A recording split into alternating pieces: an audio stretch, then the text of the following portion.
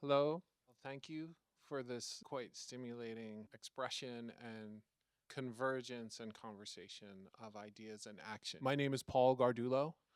I am the Assistant Director of History and Director of the Center for the Study of Global Slavery at the Smithsonian National Museum of African American History and Culture.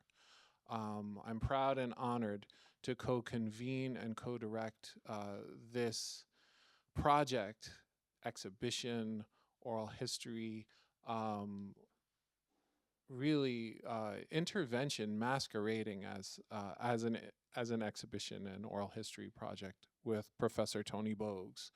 And I want to thank him for outlining the history of this intervention so evocatively and importantly for us all this morning. I think even through the first morning's panel, it's a perfect setup for what you'll hear in our next panel. Um, and I think a couple key things before I just introduce my colleagues on the Global Curatorial Project.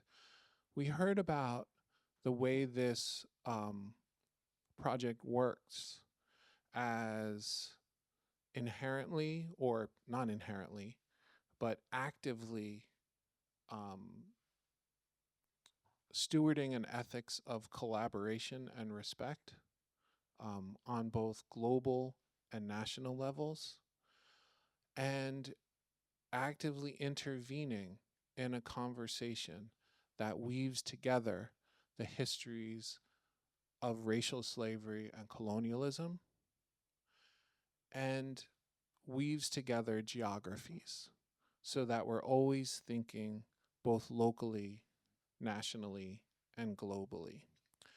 And what Professor Bogues helped us to kind of helped introduce for us was the sense of when we begin to do those things, what are the ramifications, right? What is the impact of thinking together across geographies, across disciplines, across languages, um, and across histories and cultures?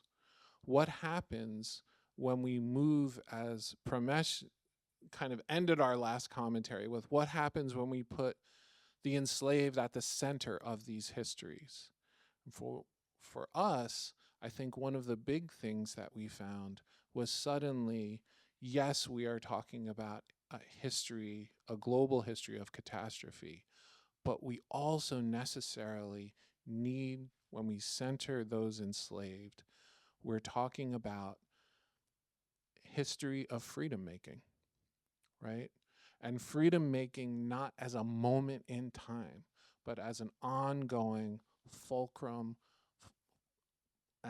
process that is still with us, that is still needed, that still needs to be resuscitated, reinvented, reorganized, and continually articulated.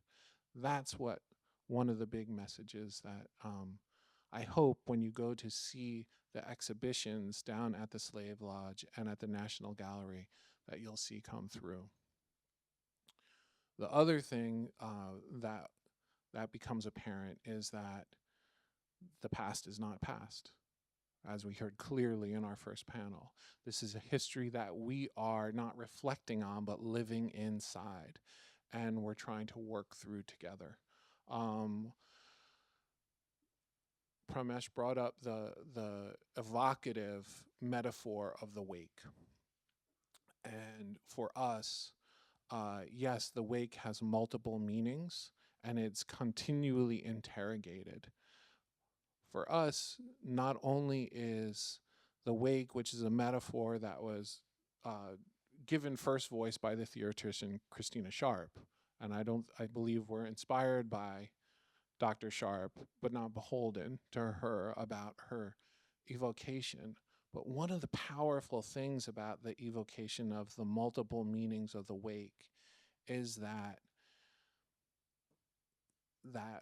the work that we do in days like this, in exhibitions and in conversation and in thinking together is that we're attempting to breathe potential into the wake. That is our work. And I hope that you see from the discussions that ensue is that when we begin to do that with a collaborative spirit that embraces the challenges, um, focuses on necessary compromise, and finding common ground, even in the heat of disagreement across disciplines, across what our goals are, that this is a model that we can draw inspiration from toward any number of work, uh, whether it's local, transnational, Pan-African, diasporan. So with that, let me introduce my colleagues from the Global Curatorial Project. First, we will hear from our colleagues from Senegal, Doctors Ibrahima Chow, who is part of the University Cheikh Anta Diop. He's an archaeologist and an anthropologist, and our curatorial representative from Senegal. Dr. Mohamed Lee is the director of the Museum of Black Civilizations in Senegal, but he was also a fundamental early member that helped birth the Unfinished Conversations process in the state of Saint Louis and in Okadjere, Senegal, near the border of Suriname. Doctor from Brazil, we'll then hear from Brazil with doctors Kayla Grinberg and Dr. Aline Montenegro Magais. Dr. Grinberg is at the University of Pittsburgh, but she also has done a tremendous amount of public history work in Brazil. She had 20 years plus at the University Federal Rio de Janeiro. Dr. Malgaish is a professor and a curator at the University of Sao Paulo and the Museu Paulista. And finally, we're going to wrap up with Paul Titchman here from South Africa, who is a former curator of the Slave Lodge and also getting his PhD, correct? Currently from, hopefully, on his way here at the University of Western Cape. We will be ably assisted by two interpreters. For Portuguese, Rui Asubuji, who is a Mozambican researcher based here at the Center for the Humanities, where he works on questions around photography, film, and the image, and he'll be assisting Dr. Montenegro with her presentation. And our French interpreter will be Yannick Tundi. He's a PhD candidate in the history of art architecture at Brown University. He's a graduate fellow at the Simmons Center for the Study of Slavery and Justice, and he's also the lead curator on the Unfinished Conversations series that you will see at the Slave Lodge when you go. This will be a rich conversation. We'll take time for questions after, but what I hope you'll see is a revelation of what the power of international collaboration can bring. So thank you very much. And over to you, Dr. Chiao. The Unfinished Conversation was quite an experiment for us in Senegal. And we were engaging stories that weren't, well, I won't say that the story were unknown, but they were told in ways that were quite different, at least from what we experienced during the Unfinished Conversation. So, for instance, you take the town of Saint Louis that has long been advertised as a World Heritage Site, French colonial city, and all of that. And the first thing that struck us as we started was how there were these two faces of Saint Louis. There was a truly African Saint Louis and a truly colonial Saint Louis. And the Saint Louis that was advertised were mainly the one that is um, on the World Heritage List. And also one of the critical questions about all of this was that there was some kind of public, there was some kind of social wall of public secret when it came to slavery. And not that people didn't know about it, but it was stories that were conveyed. Sometimes we could hear about it in gossips, but it wasn't openly discussed in many regards. And in the literature, there was this idea that there was some kind of silencing and that descendants um, really didn't want to remember um, um, or were trying to forget, which in fact um, appeared totally different because if we change methods, if we know how to approach people, if we know how to talk to them in a sensitive way, if we um, create the setting for them to speak and in a comfortable way, there are immense possibilities of really knowing more about that story. So we very early on were tried to change, initiate new methodologies, and we tried to dig deep into Senegalese teranga on relational um, um, practices to engage with enslaved descendant, taking into account their consent, the setting, and the comfort that they needed to speak and share their knowledge. So very briefly, Teranga is a Senegambian um, value rooted in sociability and hospitality, but also care.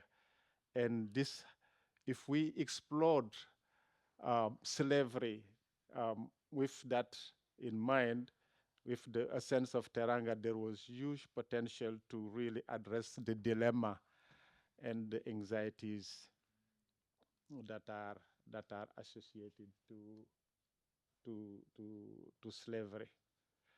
So just to give you a little background, um, the French have been present in Saint Louis since the mid 17th century. Slavery was abolished in the mid 19th century. And then by the mid 19th century, of course, the scramble for Africa, colonization began, and Senegal became really the knee pad for French expansions.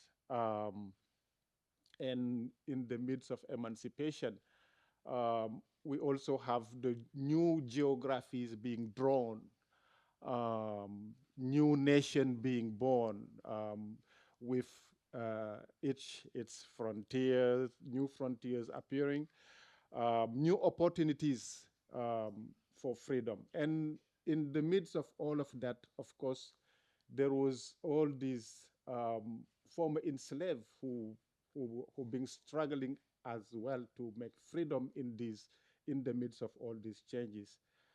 And um, with the French being established, Saint Louis becoming the capital of the whole colonial empire, there were all these enslaved across the region who were trying to get to reach Saint Louis, because when you reach Saint Louis, there were they, the residents of Saint Louis at some point in the late 19th century were afforded French citizenship. So when you get there, you can have a new status. So it's a long story that I'm trying to summarize. Among the group that really targeted Saint Louis in the late 19th, early 20th century, a group known as Bamana or Bambara from Mali. Um, and um, in the late 19th century, thousands of them were decided to just move and conquer their freedom by getting into Senegal to emancipate themselves.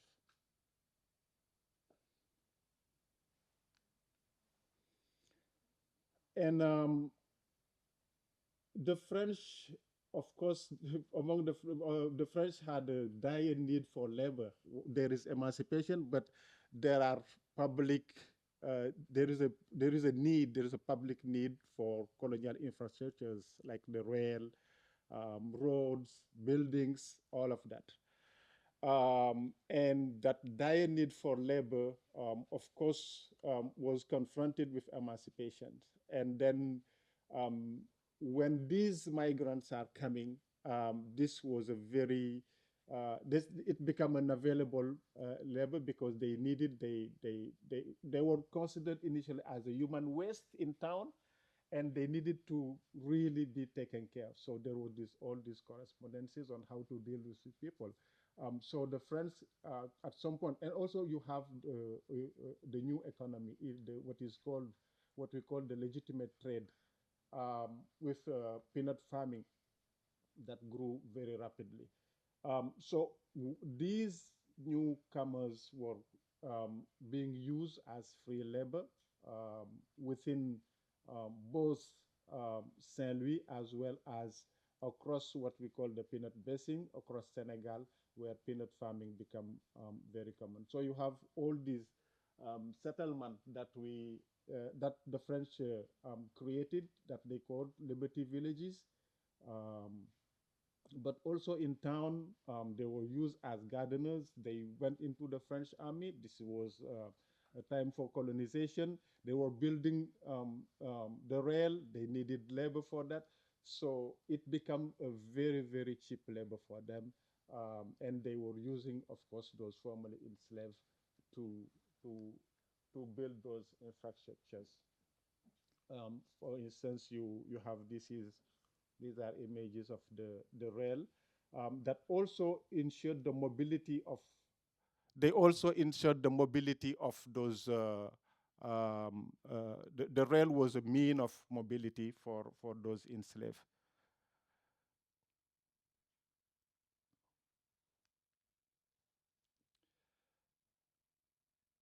Um, so within in the midst of all of this, the economics of slavery was really embedded in the movement of people.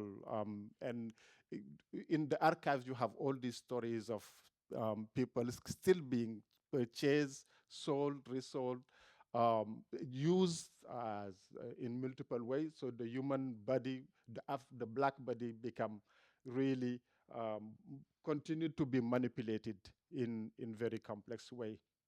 And of course, practices of authorization and subjection were constantly resisted by community building among these communities. Of course, they develop complex approaches that was inspired by what we call teranga practices of sociability and hospitality, care, and repair to deal with all those changes. Um, as you can see, for instance, here, during the construction of the railroad, the Dakar-Niger Railroad, how um, the black body is being used here. And this was either forced labor or very, very cheap labor for the French.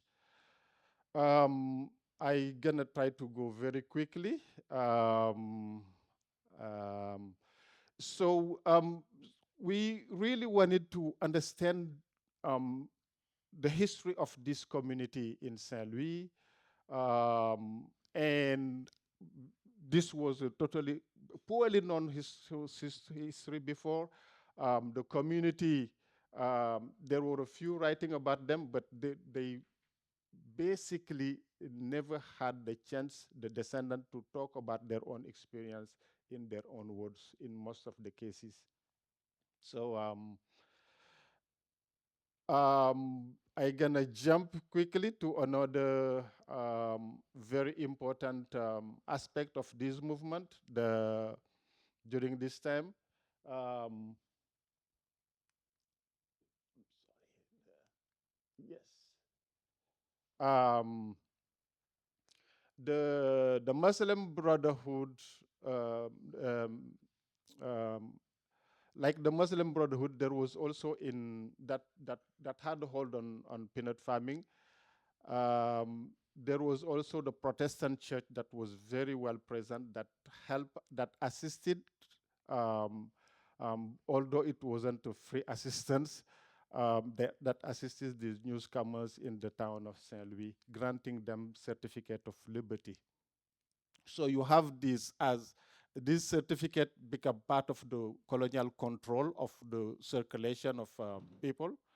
Um, um, when they come, they had to be granted certificate of liberty, had to be granted land to be able to circulate and work freely in Saint Louis, but of course against working for, uh, for the Protestant church in many cases. And we discovered that it is, for instance, the certificate of liberties were exchanged against land deeds, and it is only in 1995 that the church will concede those parcels to the descendant community. Just to tell you that this is a story that continued well into the recent. So very quickly, there was also at some point these newcomers wanted to break with this whole system and started to move away from the city to found their own settlement. And we work very closely with one of those in the suburb of Saint Louis, in a place called Jalmbam. Um, and But also in the city of Saint Louis, they develop their own gardening system that since the late 19th, early 20th century, and this continued quite well into the 20th century. We were able to follow one of those, one lady whose name was Marem Jai. Marem Jara was her original name. So we were able to find her hut where we conducted some archaeological excavation. Unfortunately, I don't think I can really develop much on that. But what all of this taught us, um, as an academic, I really have started at that point to rethink recently our idea of what diaspora is, um, and um, and how it may be rethink in an African context, because we're having new nation appearing, new um, forms of documents, passports, certificates of liberty, to cross from one nation to the other. So there is a whole new system that is being imposed. And these communities, when they arrive, also needed to develop their own strategies for survival. And of course, in addition to gardening, they came with their own religion, like the Komo that was developed. Further away, we had um,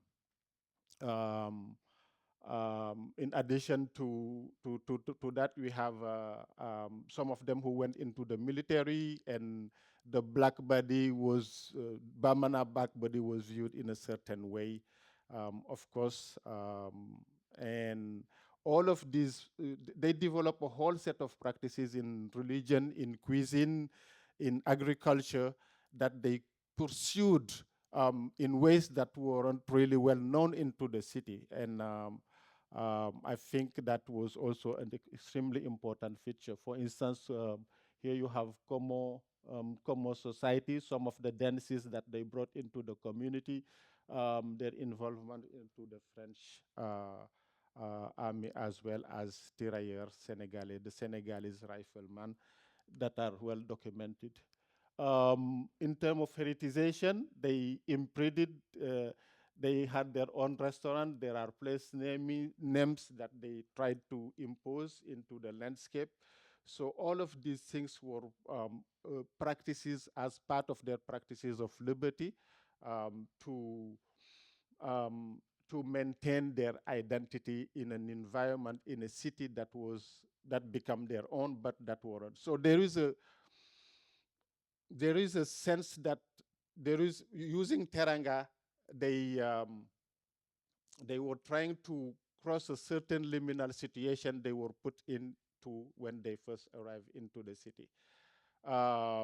And so and I want to go back very quickly to the Senegalese teranga that um, it has some deep root into the global entanglement of Senegambian society with the rest of the world at various geographical scale. And it is a sociability of good hospitality and relationship that is rooted on local practices of care. And it offered to the newcomers care and protections against the multiple inequalities, racial discrimination, injustices, and prejudices of colonial society. So um, it is a usable praxis to maintain socio-cultural unity, stability through practices of heritization and memorialization, religion and spirituality. The Como, for instance, food, music. We have further south and east a community that use an instrument um, to develop their own kind of anthem on which all of the community related to. But the one important thing also of these practices of care of Teranga was the patronym changes. People changed patronym. For instance, Job. When you're Traore from Mali, you come to Senegal, you become Job. When you're Jara from Mali, you come to Saint Louis or Senegal, you become Jai. And when you're Koulibaly, you become Sissoko, etc. So there was this complex ways of really crossing that liminal space and entering and becoming Senegalese in some ways.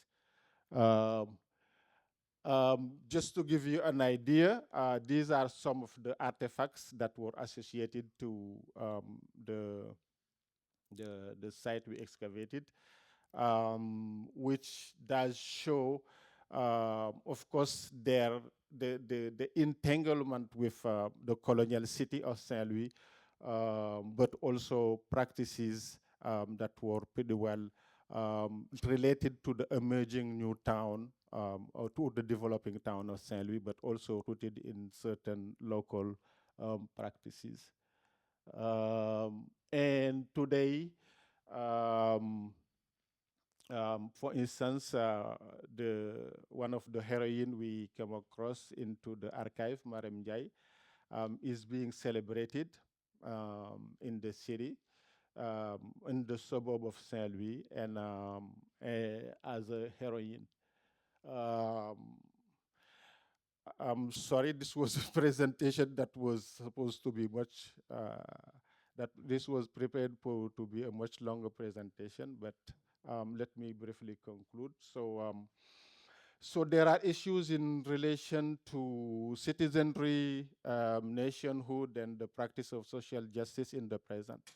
Um, and in the context of slavery and colonization or other forms of adversity, fugitivity, and escape was acts of resistance, um, creativity, and courage rather than lack of it. There was a lot of movement, but these movements weren't really should be considered an act of resistance. And diaspora communities as a defiance and a negation of the colonial state and its rigid fossilized geographical boundaries and new frontiers emerging. Um, there was a constant redefinition of membership and belonging to accommodate these new communities and cultivate a new living together through what we call Teranga aesthetic and ethic of care. And it enables us to reformulate caretaking practices, approach to difficult paths through the prism of hospitality, accountability, trusteeship in an inclusive and transformative ways that make room for multiple stakeholders to reshape the transit and meaning making of the present from past to present. So public history and greater community engagement used during the unfinished conversation allowed us to develop um, a, a multivocal environment that was interactive, reflective, to take into account all these sensibilities within the town of Saint Louis. So to conclude, that's just the image of Mariam that was reconstructed thanks to one of the artists that were working with us. And I think I'm gonna leave it there. Thank you very much. Bonjour tout le monde. Je suis désolé de faire intervenir une dissonance linguistique à travers la traduction, mais c'est là où je suis le plus à l'aise. Hello, everyone, and sorry to be using a translator. I'll be speaking English. It's just I'm more familiar with that language in this context. Alors, je vais juste ajouter quelques idées à ce que le professeur Ibrahim Chao a dit.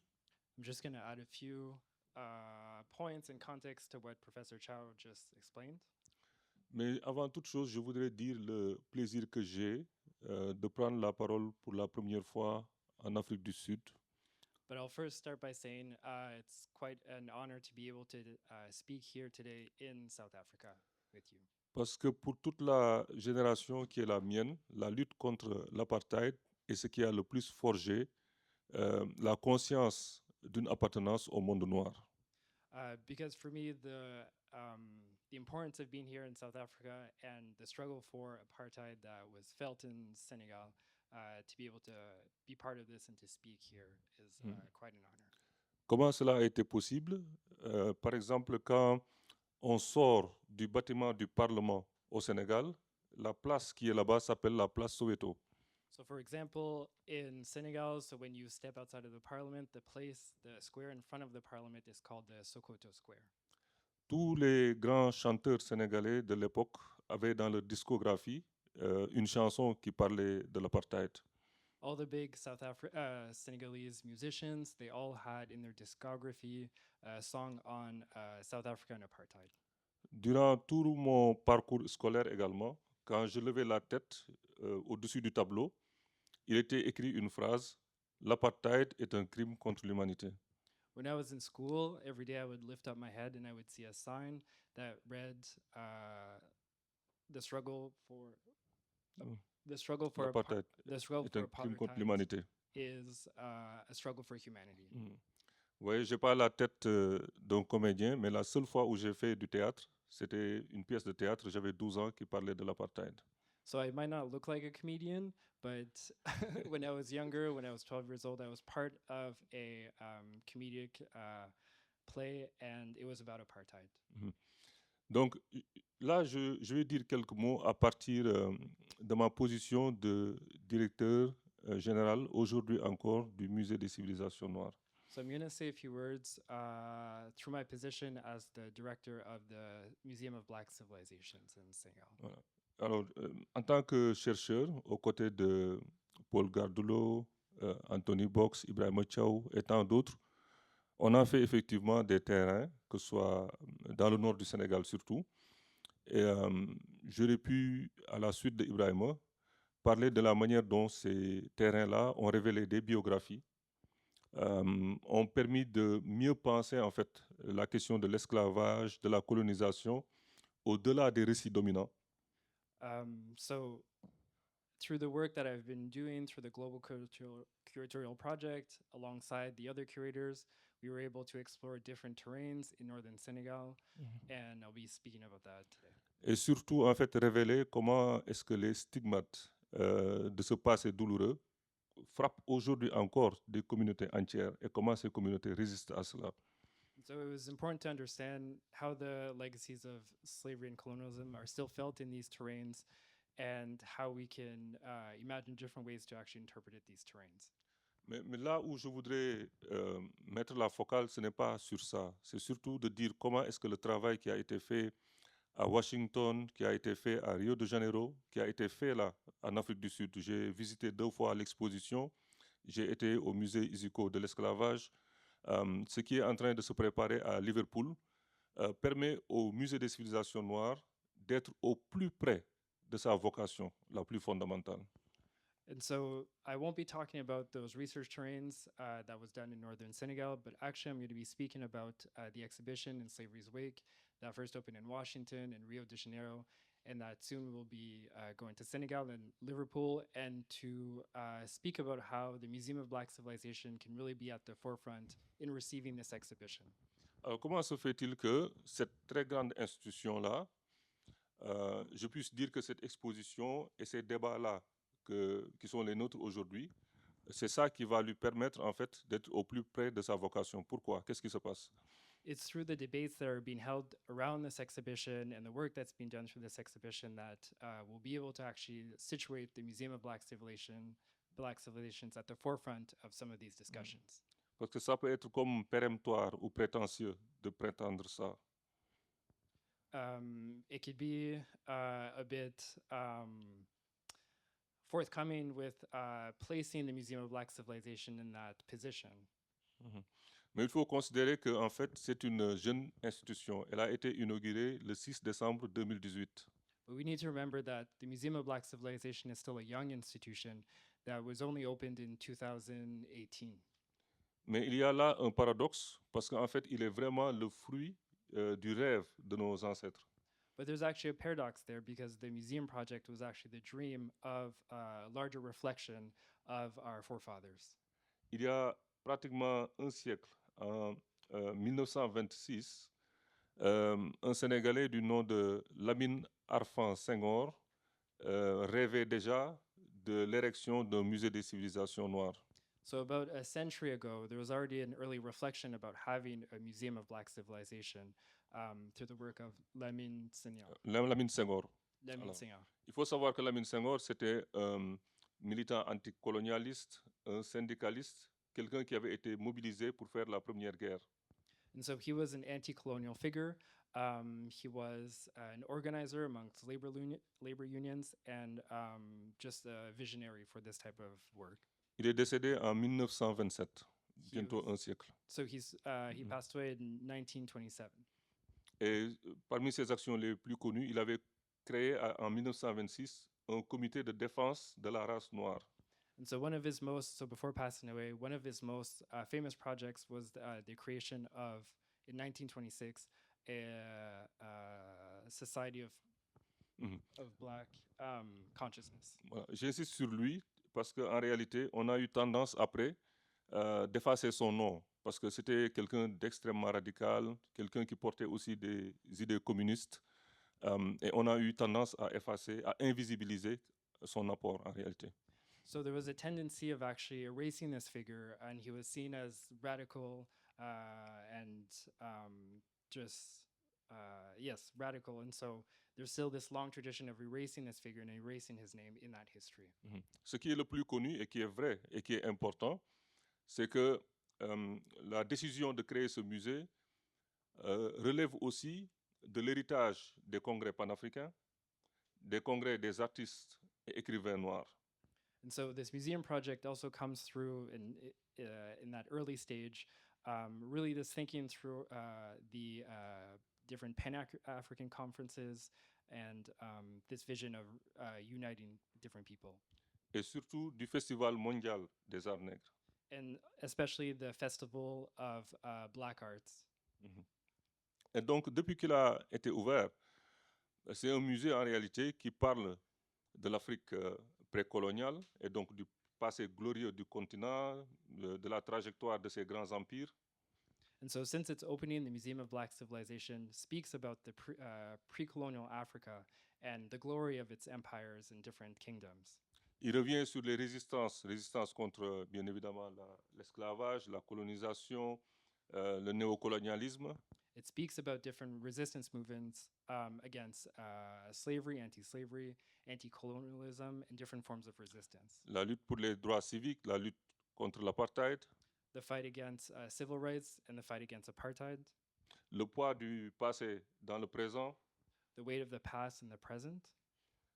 Et donc, c'est fondamentalement ça, et la déconstruction de tous les préjugés, tous les stéréotypes qui ont été construits sur les Noirs sur la longue durée. So it's all these struggles, but also deconstructing these prejudices that were still held against African people, Black people, and all of that struggle. Et au-delà des expositions qui parlent de tout cela, il y a aussi un certain nombre d'événements, de réflexions qui sont, je crois, importantes. And so alongside these events and these exhibitions, the museum also focuses on different events and different ways of telling these stories. Je donne juste 3 exemples sur 1 an et demi. So I'm just going to give 3 examples over the course of a year and a half. Il a accueilli pour la première fois en Afrique le congrès des anthropologues et archéologues noirs. So we welcome for the first time on the African continent the Congress for Black archaeologists and anthropologists. Le centenaire de Cabral. The 100-year celebration of Amical Cabral. Amilcar Cabral. Le centenaire de Malcolm X. The 100th anniversary of Malcolm X. Le centenaire de Frantz Fanon. The 100th anniversary of Frantz Fanon. Et tout ça, ce n'est pas en réalité que des moments de commémoration. C'est des moments vraiment d'intense réflexion pour situer où est-ce que nous en sommes et les projections par rapport à ce qui est à venir. And these aren't just commemorative events, but they're also moments to be able to think about these figures and think about this history together. Un moment également important de ces dernières années, ça a été tout ce qui a été fait autour de la commémoration du massacre de Thiaroye. And so one of the important projects that's happened in the last few years is also the commemoration of the massacre of Thiaroye. Thiaroye. Alors, ce massacre, il est survenu le 1er décembre 1944. And so this massacre happened December 1st, 1944.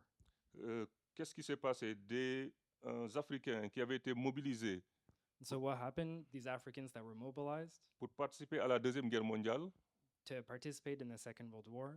démobilisés, reviennent à Dakar, So people that were mobilized returned to Dakar, sont parqués dans un camp militaire, le camp de Thiaroye. were stationed at a camp of Traoré. Ils attendent leur paye, leur dû, They were waiting for their dues. se confrontent avec le pouvoir colonial sur cette question-là, de ce qui leur est dû. So they found themselves confronted by French colonial forces around these dues that were due to them. Et ils sont réprimés dans le sang. And they were reprimanded through blood. Il y a des controverses sur les chiffres, So there's controversies about the numbers, mais il est avéré que c'est des centaines de morts. but it appears that there are hundreds of deaths. Donc le sort de ces corps noirs mobilisés, démobilisés, réprimés dans le sang, And so the fate of these bodies that were sent abroad and then come back and then reprimanded through blood pose la question de tout ce qui a été dit et ce que dit également l'exposition sur la question du corps noir, du racisme sur la longue durée.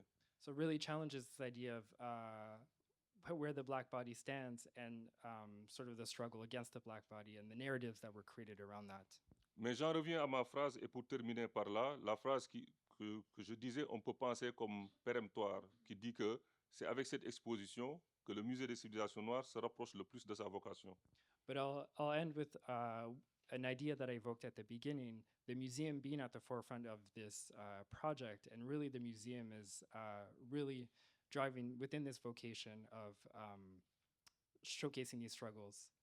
J'ai comme l'impression effectivement que aucune exposition n'avait jusqu'ici I have this idea, this faith that exhibitions up until now, en termes d'articulation, de questionnement global, de terms of- vocation internationale, in terms of articulations and different global vocations.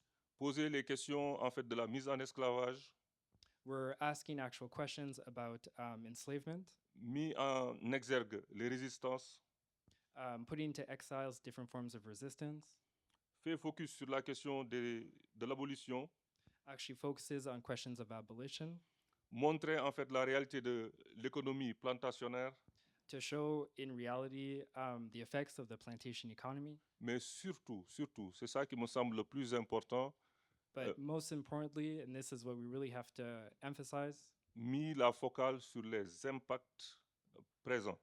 to put focus on the present impacts of these histories En termes d'environnement, in terms of environment, d'inégalité économique, of economic inequalities, de représentation sur le corps en général et le corps de la femme noire, so representations on the body and particularly the black female body. sur l'élaboration des savoirs et leur validation, So the elaboration of ways of knowing and their dissemination. Et donc, l'un dans l'autre, j'ai comme l'impression que, effectivement, les conversations inachevées posent la question fondamentale de qui sommes-nous?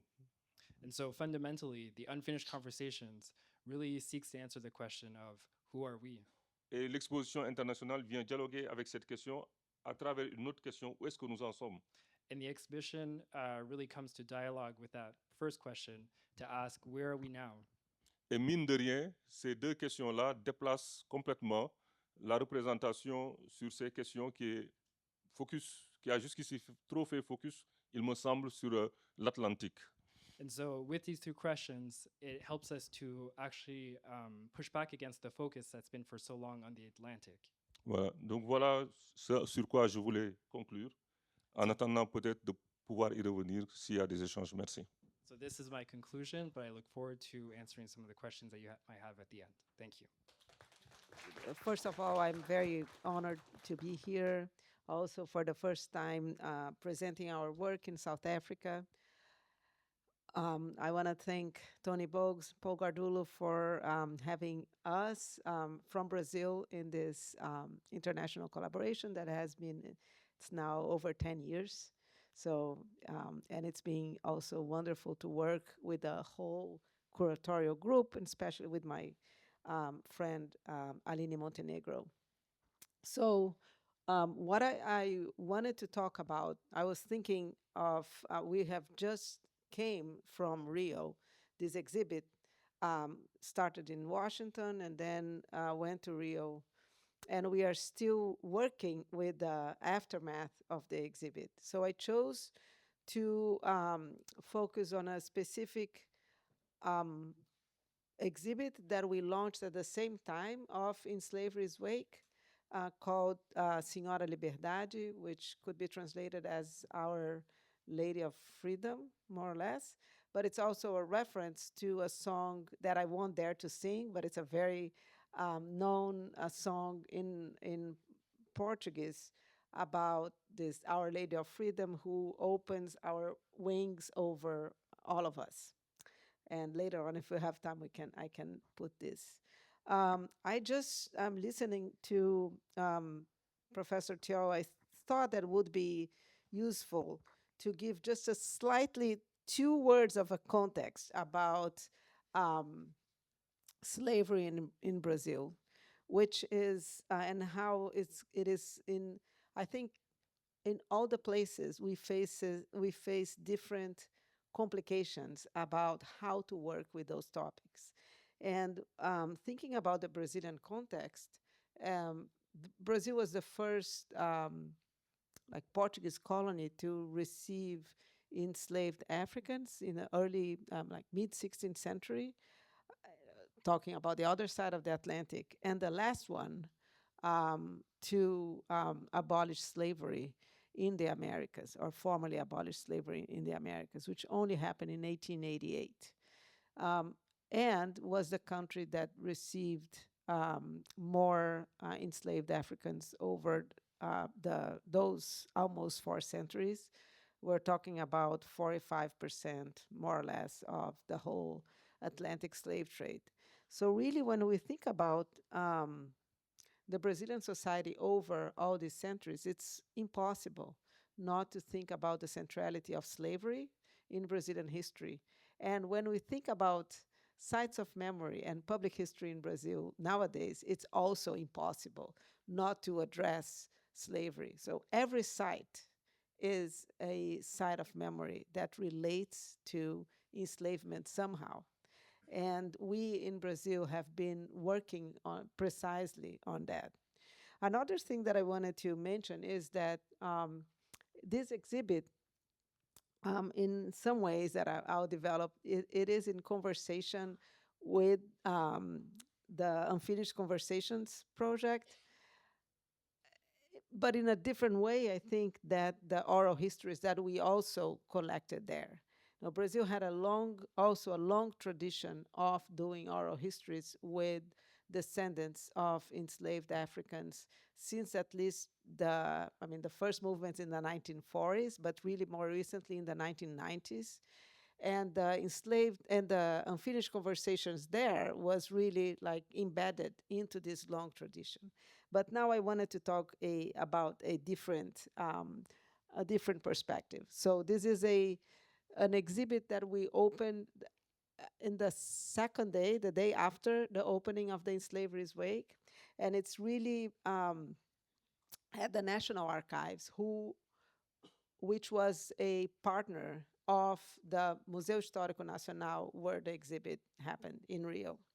So the National Archives has about 400 freedom lawsuits related just in the 19th century. So freedom lawsuits are lawsuits that are initiated by persons who were legally enslaved that brought their cases to the court, arguing that they had the right to be freed. So I read throughout my work, I read all these lawsuits, and they are really one of the few documents that you can actually, in the complicated ways that written documents are, but you can actually read somehow the voices of these enslaved persons, even though they are mediated by bureaucrats and by all kinds of people that would be between them and the written voice. Knowing about the importance of this collection at the National Archives, we had this idea to connect those stories that the archives have with the public, involving specifically the voices of women, which, as you know, are portrayed through scholarship as the ones who would resist less to slavery and the ones who had few possibilities to be in courts. So what we did is I chose 10 stories, all of them based on lawsuits initiated by women. Sometimes it's two women, meaning a mother and a daughter. And of course, this is a very important point. And we reproduced them in very high quality and wrote that story. And I invited 10 colleagues, women historians, to comment on those stories. So here we have two layers or two set of voices that we wanted to represent. And then this is the opening of the exhibit. But then what we did, it was also bring discussions with the workers at the National Archives, which of course not coincidentally are Black women that would work at the entrance, in the cleaning, in actually all the levels of the National Archives. We brought them one time. We told them the stories. We read them. We discussed them, and then we recorded them. And those records are now part of the exhibit, and they will also be available at the website that we are finishing, hopefully very soon, both in Portuguese and in English. So what we did with the exhibit was really trying to highlight women's voices, women's experiences, women's perspectives, but connecting the past with the present. So we have the voices of the enslaved women from the past, the voices of women historians commenting on those stories. We have the voices of the women from the National Archives talking about how, I mean, they talked about interesting things because we actually did not ask any questions. We just asked them to comment, and sometimes they would talk about the actual lawsuits. Sometimes they would just talk about racism. And sometimes they would talk about how they would not experience racism, and then they ended up talking about racism. So this has been a very interesting experience. The exhibit is still there. The ending has been postponed like several times, so it's a good thing. It's now the closing will be in June, and we decided to make this out of the exhibit a project. So we want to keep connecting those stories of freedom. Um, as Tony was saying, this internet, those are very local stories of freedom that happened in Rio, some of them very close to the National Archives, but at the same time, they are very global because those experiences that the women had in the past and in the present, I'm sure that they are shared by all of us all around the globe. So it's really has this intention of connecting past past and present through women's experiences. So this is the exhibit as when the day was launched, and it's in purpose to have, we wanted very, very big, how do you say that, posters? I don't know. There was banners, thanks.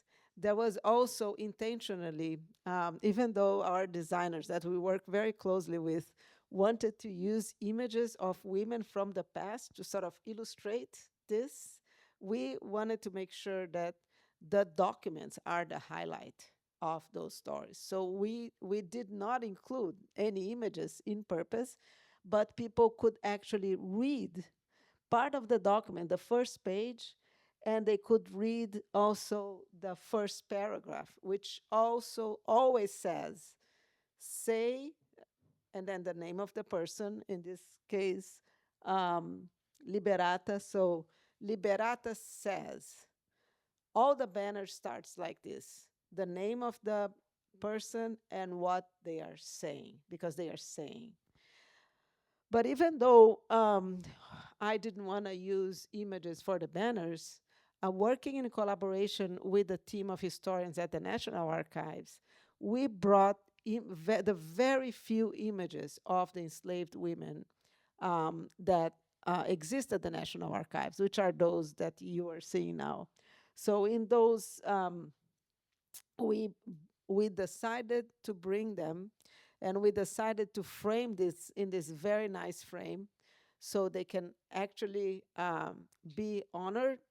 But we also discussed in those small signs in the back, down here, also why we didn't know their names. We know the names of their masters. We don't know everything about them, but why?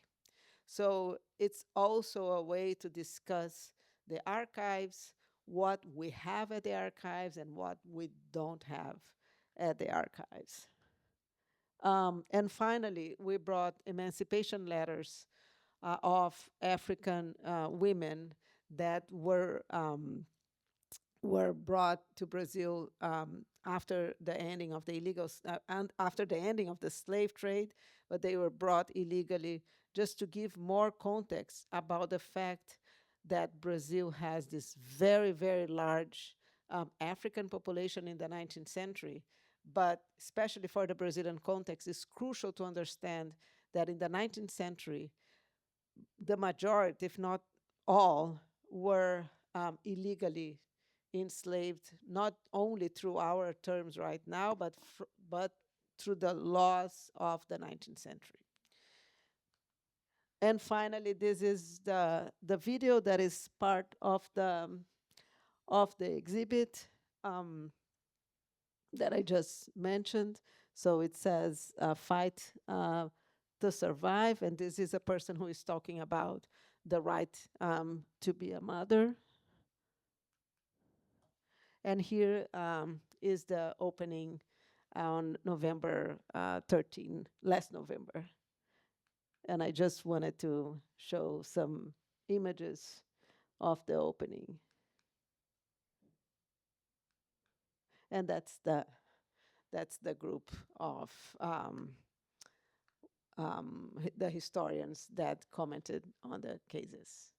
So I'll be very happy to discuss and talk more about this in the discussion. Thank you. Good morning. It's a pleasure to be here with all of you, my table colleagues, my curator colleagues, especially my partner, Kayla Greenberg. Thank you very much, Tony Bogus and Paul Gardulo, for this.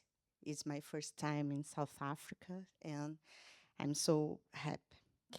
Unfortunately, my speech is not in English. I prepared a text, and I will try to respect my time with the help from Rui.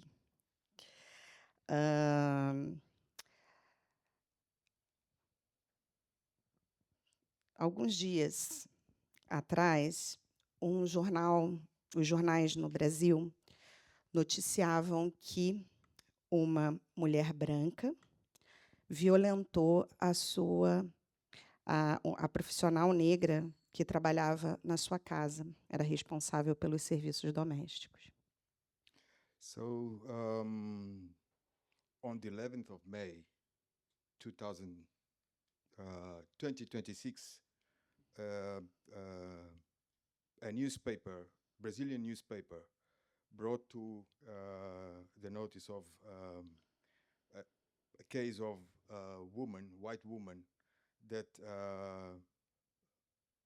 violate the nanny, the lady that worked for her, domestic worker, and reproducing practices of torture that remind times of slavery. Yes. É a dor de quem ainda vive no que Cristina Sharp chamou de esteira da escravidão. Is the pain of the ones who still live on what Christina Sharp called slavery wake.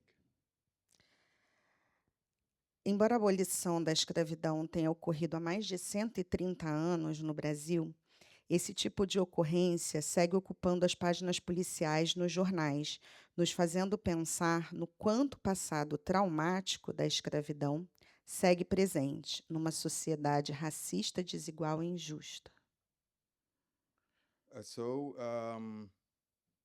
Although the abolition of slavery occurred more than 130 years ago, in Brazil, this kind of occurrence keep occupying pages in pages, police pages in newspapers and magazines, and makes us think of how much of this traumatic past of captivity keep present in a society, a racist society, unequal and unjust. E nos leva a pensar também no quanto essa violência não acabou com a retirada de circulação dos instrumentos de tortura. And this leads us to think of how much of this violence is not finished yet, and didn't took out of circulation the irons or instruments of torture. que hoje ocupam as salas dos museus. that today occupy museum rooms. Aqui, nós vamos trabalhar com 2 exemplos de como esses instrumentos são tratados no museu. Here we are going to work with 2 examples of how these instruments are worked or treated in the museums. Porque a presença dos instrumentos em museus pode ser entendida pelo que Cida Bento definiu como pacto da branquitude. Because the presence of these instruments in the museum can be understood as what Bento referred to as the pact of the white. Que se trata, segundo a autora, de um pacto narcísico que, embora lembre a escravidão e os males que ela causou para a população negra, esquece os responsáveis por esse sistema e que foram os beneficiados por ele. That, according to the author, it is about a pact, a narcissistic pact, which, although remember slavery and all the pain that it caused for the black population, it forgets the responsibles for the system and the ones that were benefited by the system itself. Sala da Cultura Brasileira. I skipped a part of the text. Okay, all right, I got it.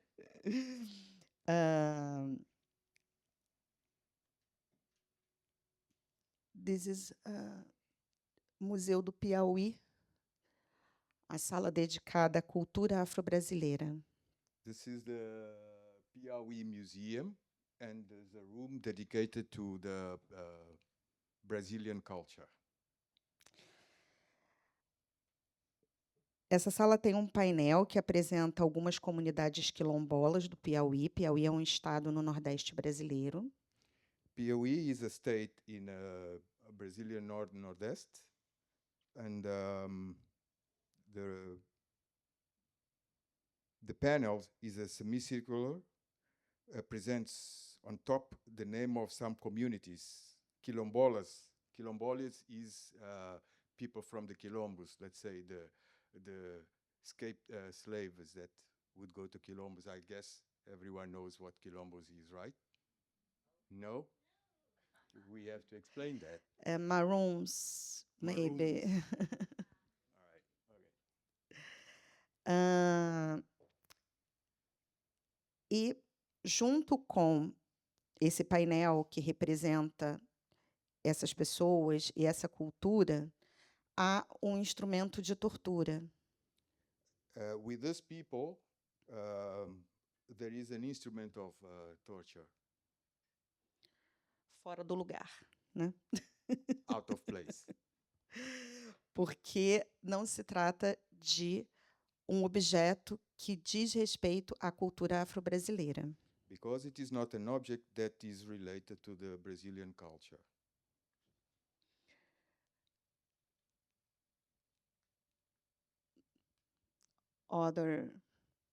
Outros objetos também representados na mesma sala, misturando o que é da cultura brasileira e a violência da branquitude sobre as pessoas negras no tempo da escravidão.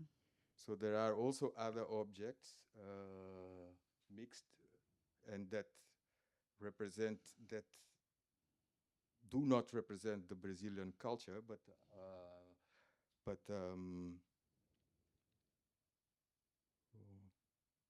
The whiteness. yeah, but brings the whiteness of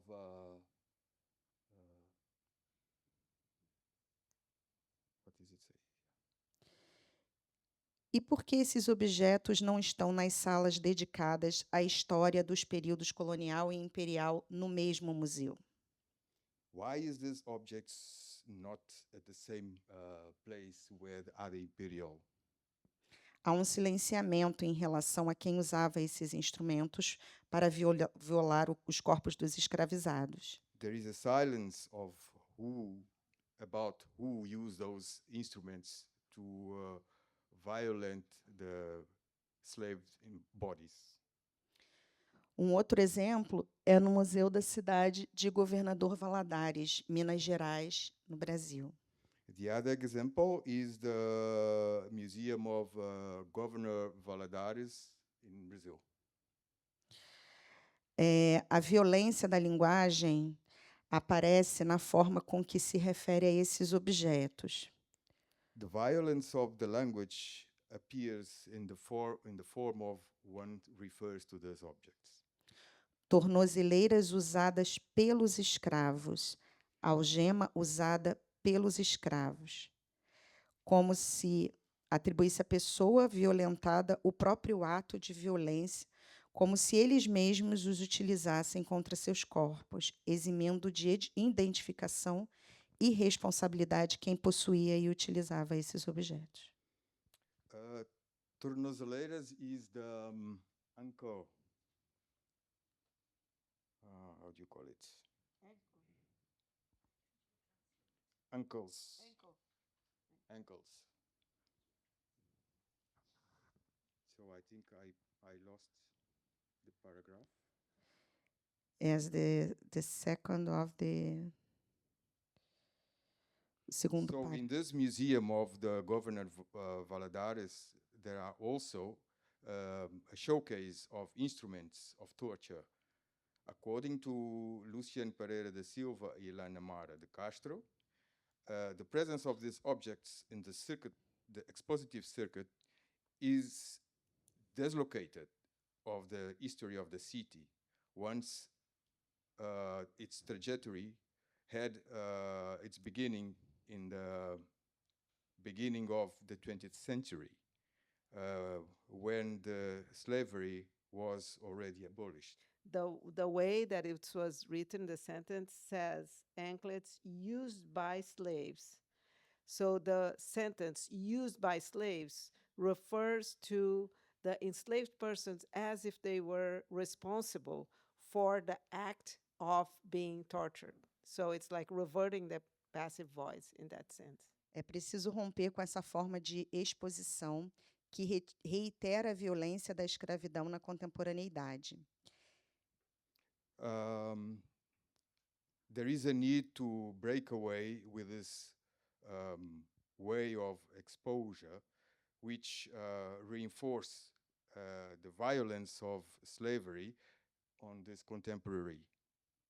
E aqui podemos reconhecer experiências de confronto ao passado escravista com a exposição de objetos de tortura de forma crítica e emancipatória. And here we can recognize experiences of confrontation of past slavery past with exhibition of objects of torture in a critical and emancipatory way. I will skip to the Enslavers' Wake case. This is a part of the Enslavers' Wake exhibition, and there is a vou falar em português. Ele denuncia e mostra como o passado ainda está presente, como as pessoas envolvidas na fabricação desse tipo de instrumento ainda lucram com esse tipo de produção. And this is the case of the exhibition in Slavery's Wake, a project curated, a global curatorial project, coordinated by the professors Paul Gardulo and Anthony Boggs, the University of Brown. And it shows these instruments in the historical context of dehumanization, the nucleus of old practices in new era. And this turned to a reflection of how the systems of violence and oppression on the time of slavery still actually and insists in structuring social relations, political, economic, and cultural, according the racism. This past presents diverse forms of confrontation, how to confront them. How we are. No campo da reparação histórica, por meio da arte contemporânea, a exposição em Slavery's Wake apresenta a obra Monumento à Voz de Anastácia, de Yuri Cruz. In this field of reparation, historical reparation, through the contemporary art, the exhibition in Slavery's Wake presents a piece of art, a monument of Anastasia voice. O artista brasileiro devolve rosto íntegro e a voz à escrava Anastácia, como foi identificada anos depois a pessoa tratada pelo artista viajante Jacques Arago, na obra Castigo de Escravos, de 1839. So the artist, the Brazilian artist, Yuri Cruz, returned the integral face and the voice of the slave Anastasia, as it was identified years later.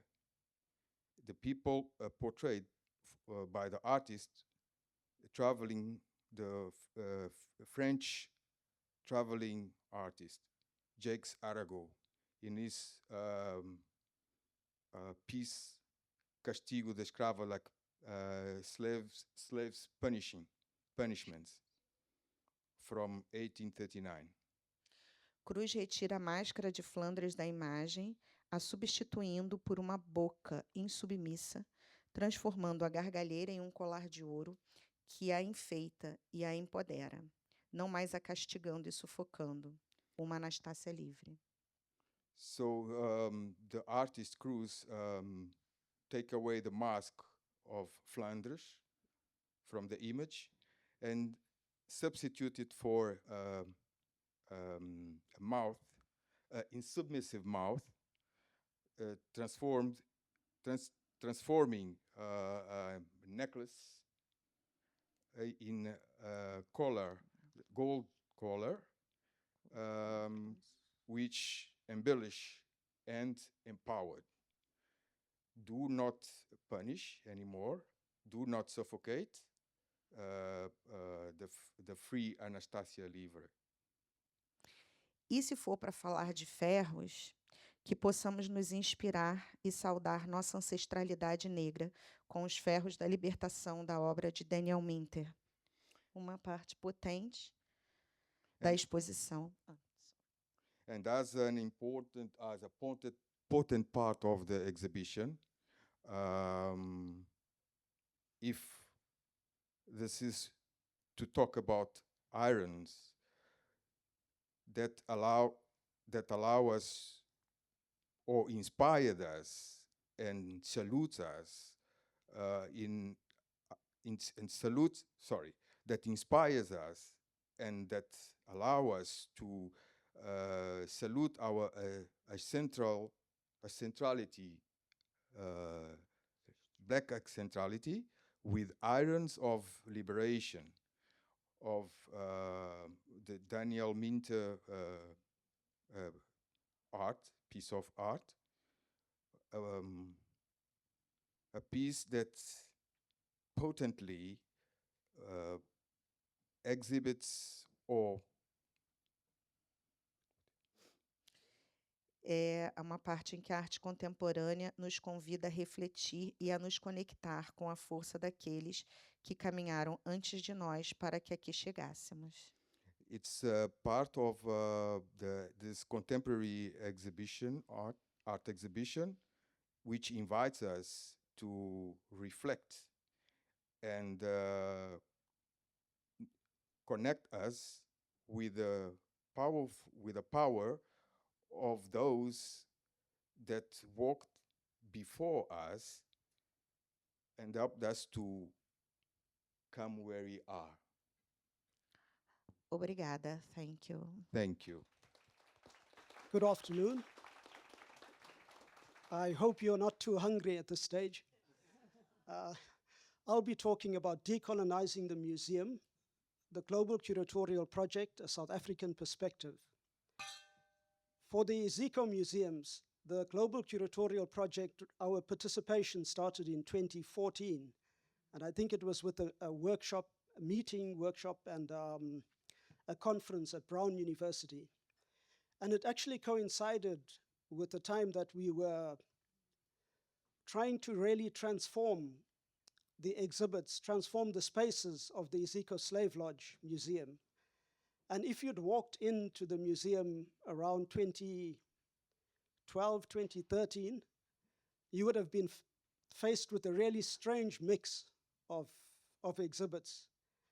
And you would have been forgiven for leaving confused and perhaps feeling even a little psychotic. But through our participation in this global project, we actually really began to grapple with how do we change the space.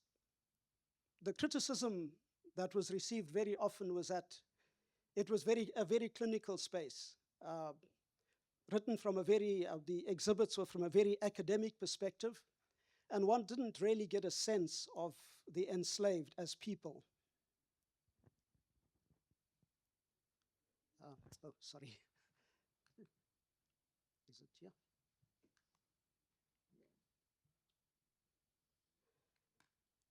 So, sorry, I've moved one ahead, I think. Oh, two ahead. So for us, the impact of the project on our curatorial practice, some of the things that really struck us, the themes that we took up, were, for one, the question of slave knowledges, the idea that we need to look at slavery from the perspective of the enslaved and to understand the knowledges, and to understand the knowledges that were brought through slavery, the agency of the enslaved. And then, of course, the question of colonial slavery, understanding slavery as an integral part of colonialism and the enriching of European nation states and slaveholders in general. And in South Africa, of course, we know Dutch enslavement by the Dutch was later replaced by enslavement by the British. And it was also critically important that we understand the link between slavery, colonialism, and race.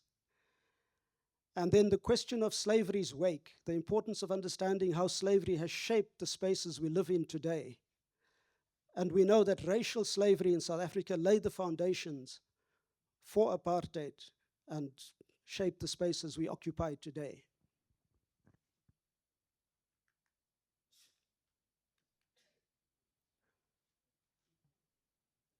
Sorry, I keep linking it to my, to my computer.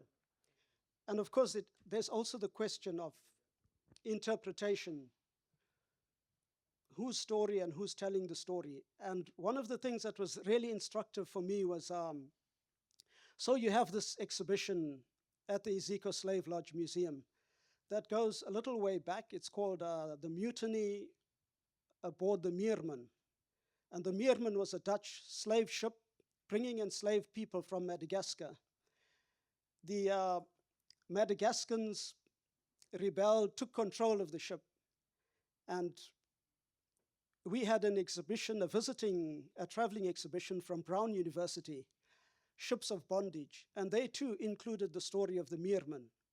But it was not a mutiny, but a rebellion aboard the Meerman. And I think that just spoke about perspectives. And when you looked at the Iziko exhibit, you could tell, you got to know who the captain of the ship was, and the other crew members, but not one of the enslaved was actually named. In the Brown exhibition, we got to know about two of the people who were alleged to have led the rebellion, Kusai and Masavana. And the irony is that Masavana's testimony is actually in the archives. in the Western Cape archives. And again, it's just the whole question of perspective.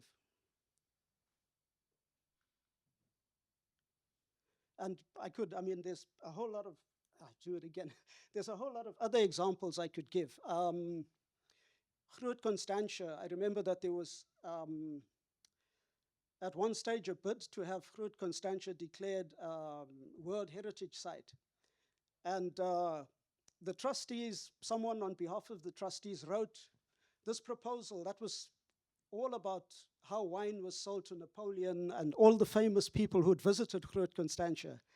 Iziko Museums wrote an alternative to that, which spoke about slavery, enslavement at Groot Constantia.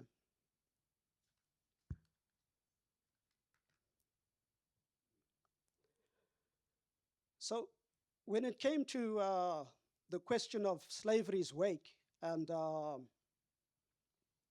I think there was agreement that we were dealing not just with the history of enslavement, but also with the fact that the spaces we occupy have been shaped by that past. And this also meant that we engaged with communities, slave descendant and indigenous descendant communities, and other communities affected by this afterlife, the afterlives of slavery. And as I've said, for South Africa, we had to acknowledge the link between slavery and apartheid. And for the Unfinished Conversations project, when we considered slavery's wake in South Africa, it almost immediately pointed us to the farm workers, especially those on the wine farms of the Western Cape.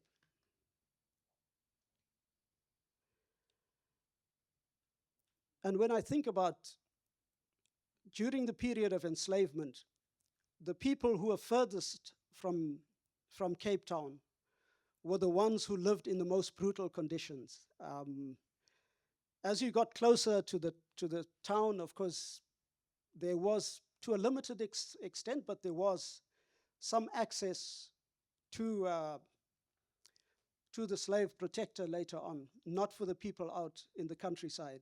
And in a strange way, during the course of this project and just talking to farm workers, and then you hear that when they do bring cases, they're faced with farmers who are in an association and who can bring high-powered lawyers and who can really just drag out the court cases. And you see that, of course, not all that much has changed.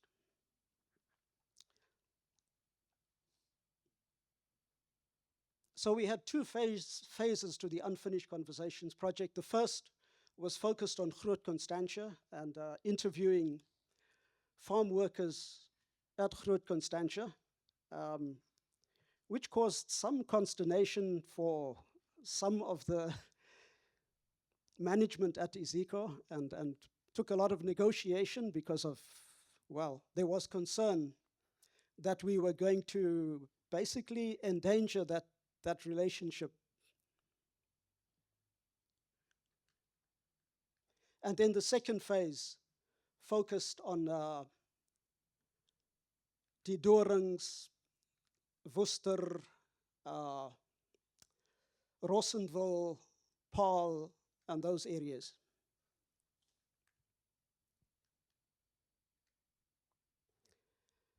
And Patrick Tariq Mellet, who is one of the community historians we interviewed, he makes the point, of course, about the role of enslavement at the Cape and in South Africa as one which is totally underplayed and made a kind of subscript in the history. Yet the foundation of the South African economy was built on enslavement.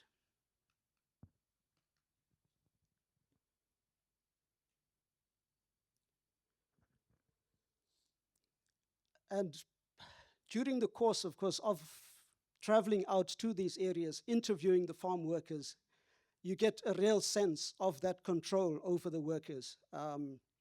Carmen Lowe from Women on Farms spoke about the wine farm being reminiscent of a feudal system where the farm owner controls the livelihoods of those who live and work on the farms.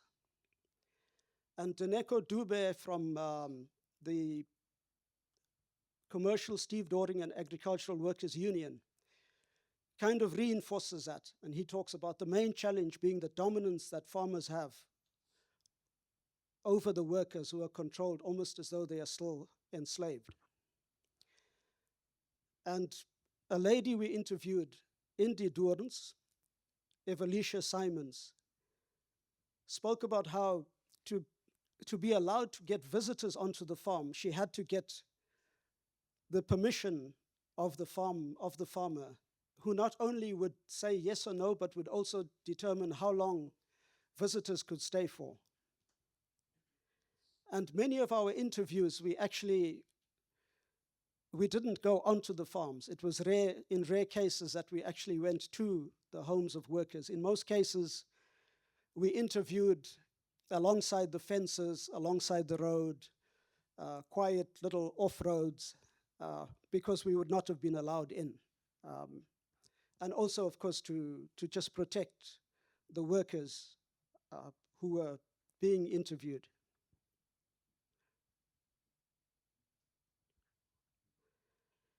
And I think every now and then we kind of had a real sense of that, how that slave history, that past continues to impact on the lives of farm workers. And if you think of the slave codes of 1754 and all of the regulations aimed at controlling workers, and that's the sense you get on a lot of those wine farms.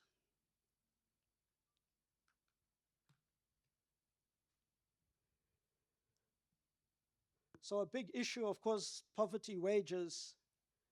And again, Daneko spoke about farm workers being in debt for most of their lives, even 30 years after democracy. And he says that is why we are saying that we are still trapped in a system of apartheid that keeps the rich richer and the poor poorer.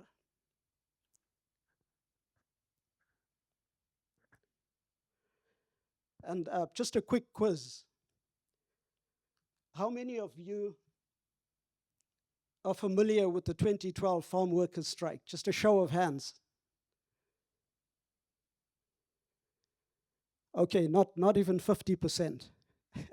I think that's quite telling, that in 2012, there was this very significant strike, the first major strike by farm workers in the Western Cape.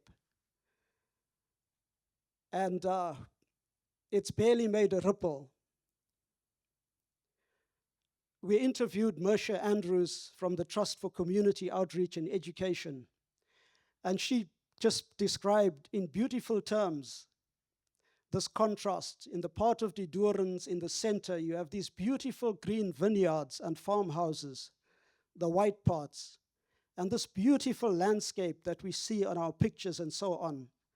And alongside the freeway, you see this mass of scrawling squalor and shacks and shacks and shacks. That part is called Stoffland. Stoffland means the land of dust. And you can go to virtually any of the little towns around the Western Cape where there is wine and fruit farming taking place, and you will see a replication of Stoffland. So informal settlements where the surplus people are increasingly being pushed.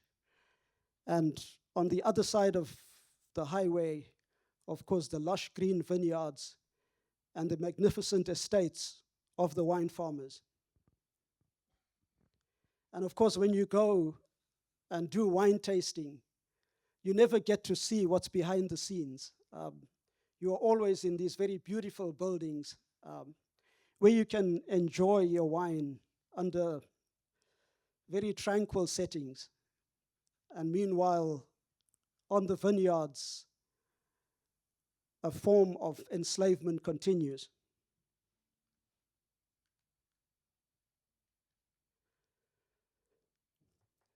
The other aspect we explored, of course, was the DOP system. And for a number of the workers we interviewed, they had actually lived through this in the sense that the appearance had been affected. And again, Evelicia spoke about how, as a child, it caused chaos for her, the fact that her parents would would come home drunk after work, and she would have to take care of her siblings. And Mersha Andrews says, every day I see the legacy of alcohol and the DOP system alive on the farms today. The rates of fetal alcohol syndrome is still some of the highest in the world. You can no longer pay anyone by giving them alcohol. You can sell alcohol cheaply. And again, if you just think back, alcohol played such a role during enslavement. From the time that enslaved people were brought aboard the Dutch ships, and they would have this little competition, the first one to sight land, sort of cheer them up, would get a tot of brandy. Van Riebeeck's journal, he talks about the enslaved aboard the Amersfoort from Angola, and that was 1658, were mainly children. April 17th, fine weather, arrangements made for establishing a school for the company's slaves from Angola, brought hither by the Amersfoort. The sick comforter Peter van der Saai to be the teacher, especially as he reads Dutch correctly, and that he may encourage the slaves to attend and hear or learn the Christian prayers. It is ordered that everyone shall receive after school a glass of brandy and 2 inches of tobacco each. And bear in mind that the enslaved aboard the Amersfoort were mainly children. And so that also, of course, gives us some understanding of the huge problem we have today in the Western Cape, highest levels of fetal alcohol syndrome in the world.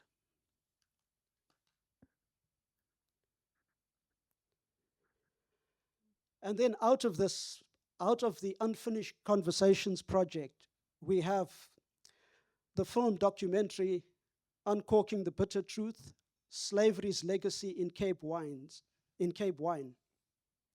Now, museums in South Africa hardly ever provide a forum for workers to tell their stories. In fact, in a strange way, there's a bit of a fear of workers. And I see one former colleague from Iziko who's here. We, in 2022, actually agreed for the Farm Workers Union to celebrate the 10th anniversary of the 2012 strike in the Iziko Slave Lodge. And I got an email from Shanaz, who was absolutely distraught because she had received 2 emails from 2 managers who were absolutely slamming her for allowing the workers to use the space. And I wrote a response. One of the concerns, again, was with Ruth Constantia, and they said, you're going to actually damage that relationship. And so in my response, I gave a kind of history of the 2012 farm workers' strike and said it had nothing to do at all with Ruth Constantia. But also, I argued that, in fact, an audience of farm workers was really something important for the museums. For the very first time, I didn't get any response to the emails, but fortunately, Dr. Bongani Ndlovu had given his approval beforehand for the event. So the descendants of the enslaved and of indigenous communities whose lives were profoundly impacted by slavery and colonialism still live in the shadows of that past and are still in a struggle for their freedom. Thank you. And I hope that you can see from this work that this is far more than an exhibition, right? And I hope that you can see that where we're working, and I'll just say this one thing, that from the presentations, you get the sense that the museum is a site of change, as are all of our institutions. They're a site that are in need of change, and then there's sites that have that can impel change, that can compel change in all sorts of ways, and that we now have a network, and now we now have a network that can continue this work and empower work that's already being done. So I'm happy to pass the mic for questions, and then we can break for lunch. My question is around the overall echo of all of your presentations around linking the past and the present, and also a statement made earlier on around history is never past. And thinking about the fact that we still have modern iterations of slavery today. So, how can we connect the work that is being done within this exhibition to those modern iterations of slavery? Hi, my name's Megantri Pillay. Please forgive my voice. I'm really curious. It's only shown in Brazil, and we'll hear how the response in South Africa is going to be. But considering descendants' relationship with the subject matter, how was it received? I'm quite curious to hear, was it embraced? Do you think people are still resistant? Because I think, it will reflect definitely in South Africa as well. Thanks. Hi, Kyla, this question is, I guess, more specifically for you. From your presentation, Women Who Defied the System, I was just very curious as to why you said you didn't want to show the photographs or the faces of the women. I imagine it was a very brave thing to do, to take them to court, and you kind of had this, sense of accomplishment when you said there was only text. We made sure we didn't have the photograph of the women, and kind of something Paul said, where he said we want to get a sense of who the enslaved were as people, and I always feel like sometimes when you go to museums, and I feel like if someone can write a book or do a podcast as an artist, I always feel like, why are we walking into this space, which is for artistic expression, but more directly around why didn't you want to show the faces of the women? Thanks for the questions. I guess I will start with the last one, and thanks for giving me the opportunity to explain this better. When the designers wanted to include pictures of women into these documents, were not of those women, were general women. And that's precisely why, because we don't have images of those women, but we have general images of persons that we don't know their names, but they are images that circulate. If you Google, if you put on Instagram, you will be able to associate falsely stories with those persons. So what we wanted to do is just to show, in one hand, the power of the documents, in the sense that those documents are very important, in the sense that they are expressions of their real stories. And in the other hand, by bringing the actual photographs of other women, also discussing their lives, but also why the absence of information sometimes tell many stories about their lives. So that's why, and thank you, because I realized that I needed a little more context. And just for the Brazilian reception, thank you. This is also a very important question, as over the past 20 years, the public, not even counting the students, which would be in their majority descendants of enslaved persons, right? But the public is becoming more and more diverse in the sense of a former very white public. So nowadays, the scene in Brazil had radically changed, especially since the early 2000s, for reasons that we'll be able to talk for hours. But because the public is very different, and because there is a need and a call for those stories to be included in the sort of, so-called main narratives, the reception was actually really, really good. We had an average of 350 persons per day, and given that the museum was closed, it was just open for that exhibit. We know that they were there.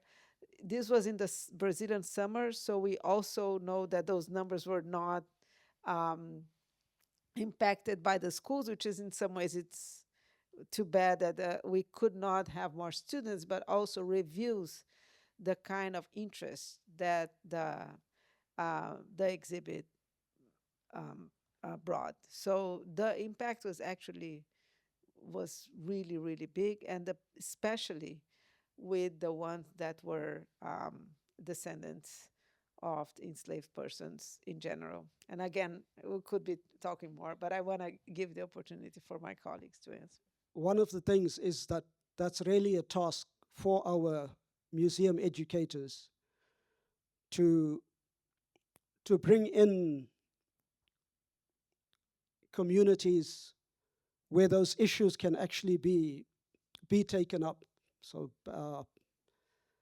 because I think what we tend to do in museums sometimes is we'll put up an exhibition and think our work is done, but that's only the beginning. There's a whole process of ensuring that there's critical discussion that takes place, not only with schools, but also with adult communities, with youth. And so I would say that's one of the key things that must happen. I'm Bernadette Muthian, and I was going to ask the most obvious question, I thought, in relation to the Senegambian value of teranga, and whether you've drawn parallels with our Ubuntu as well, and what the similarities and differences are in a nutshell. I was also very moved by the fact that you focus, Kayla and your colleague, on women's stories, because whether it be oppressed or emancipating, it's usually male perspectives and male emancipators that we focus on. And we forget so much that there's an entire half of that population as women as well. So I was very pleased with that. I mean, in relation to Iziko as a site of transformation, a transformative site, but also an ongoing transformation project. Not very long ago, there was an exhibition on oceans, was it, Paul?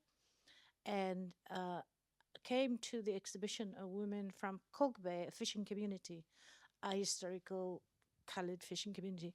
And she said, why are you not, narrating or including our stories? And then they said they'd gone to her community and they just sort of wandered about, but they hadn't really engaged and immersed. And then through that engagement, at the very launch of that very exhibition, they began then to integrate the stories of the indigenous fishing village into so it's an ongoing process. Thank you for that question. Unfortunately, I really didn't elaborate very well on that. We use teranga here as a method first, because we are in collecting this data. This was an intervention into the lives of people who otherwise would have, sealed themselves into some kind of secret. Slavery is associated to some kind of shame, and then when we went to them, we opened up in such a way that we build some form of confidence in the way we'll convey the message, in the way we'll share it with the public, such that they felt comfortable to really work with us and help us tell their story and share it with a wide audience in terms that are acceptable to them. So teranga was first for us as a method, but also teranga is a praxis of care and repair for those coming when colonial boundaries were being built. There is a Senegambian practice of care and repair that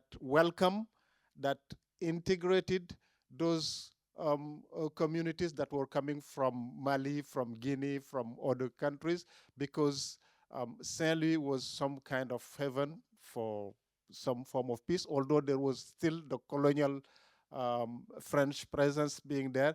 But within the Senegalese society, for instance, there were patronyms change, so there was some kind of transition where you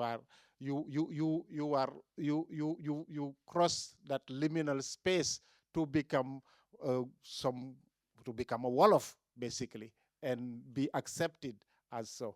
So it is both a method for us, but it is also a praxis of care and repair that is embedded in Senegalese practices. So Mohamed, maybe you want to add something to that. Non, pas forcément sur la question de la teranga, So I don't really have anything to necessarily add on the question of Teranga, mais juste un mot sur le rôle du musée et la décolonisation du musée. so just a word on the museum and the decolonization of the museum.